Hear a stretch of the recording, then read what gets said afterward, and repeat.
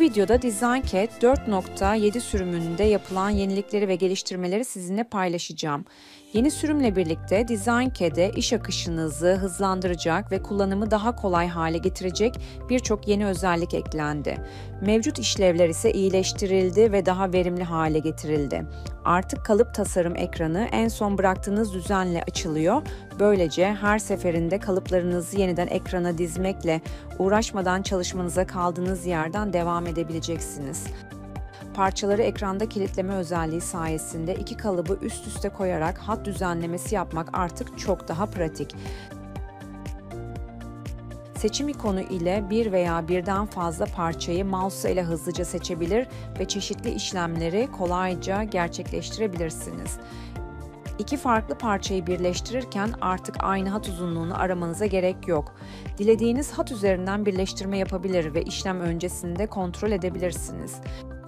Parça içine eklenen yazılar artık daha esnek, fontunu, rengini ve diğer yazı özelliklerini istediğiniz gibi değiştirebilirsiniz. Tasarım ekranı artık tamamen özelleştirilebilir. Model resmini, ekran görünümünü ve çalışma ikonlarını dilediğiniz gibi ayarlayabilirsiniz.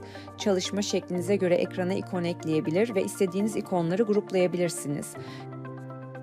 Kalıp ekranında çizime gönderdiğiniz kalıplara otomatik yerleşim sonrasında mouse ile müdahale edebilir, istediğiniz düzende çizime veya kesim dosyası oluşturabilirsiniz. Pens noktalarını taşıdıktan sonra ayakları eşitleyebilir, açılım miktarını ölçüyle veya yüzde girerek belirleyebilir.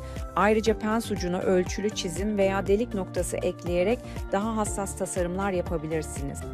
Ölçüm yaparken dikiş hattını ya da parça hattını tek bir fonksiyonla ölçebilir, ölçüm değerlerini tabloya eklemeden önce mesafeyi görebilir ve teknik karta aktaracağınız ölçüm değerlerini ölçüm penceresinden takip edebilirsiniz. Dikiş köşeleri ve katlama seçenekleri artık çok daha fazla. 8 farklı dikiş köşesi ve katlama seçeneğiyle tasarımlarınıza esneklik kazandırabilirsiniz. Noktalara 4 farklı çıt tipi uygulayabilir, açılı veya ters çıt seçenekleriyle çalışabilir ve aynı parça üzerinde farklı çıt tipleri kullanabilirsiniz. Teknik kart bölümüne artık Excel veya Word gibi yazılımlardan tabloları kopyala yapıştır yöntemiyle ekleyebilirsiniz. Aynı zamanda teknik karttan Word veya Excel'e tablolarınızı aktarabilirsiniz. Yeni pastel ekranı artık çok daha kolay kullanılabilir hale getirildi. Mouse ile parçalara yaklaşabilir, pastel ekranını taşıyabilir ve toplu parça işlemlerini rahatlıkla yapabilirsiniz. Pastel ekranında ölçme ve nokta birleştirme fonksiyonları sayesinde işlemlerinizi çok daha hızlı tamamlayabilirsiniz. Pastel saklama özelliğiyle kalıp tasarım ekranında yaptığınız değişikliklerden etkilenmeden pastelinizi saklayabilir ya da gerektiğinde güncelleyebilirsiniz.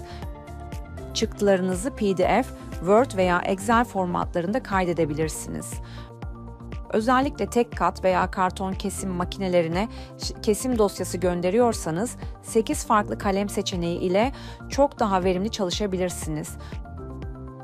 Tüm bu yenilikler DesignCAD yazılımını çok daha güçlü, pratik ve kullanıcı dostu hale getiriyor. Artık modellerinizi daha hızlı, daha verimli ve daha yaratıcı bir şekilde hayata geçirebilirsiniz. Güçlü performansı, esnek kullanım özellikleri ve akıllı çözümleriyle DesignCAD tasarım süreçlerinizde en büyük yardımcınız olmaya devam ediyor.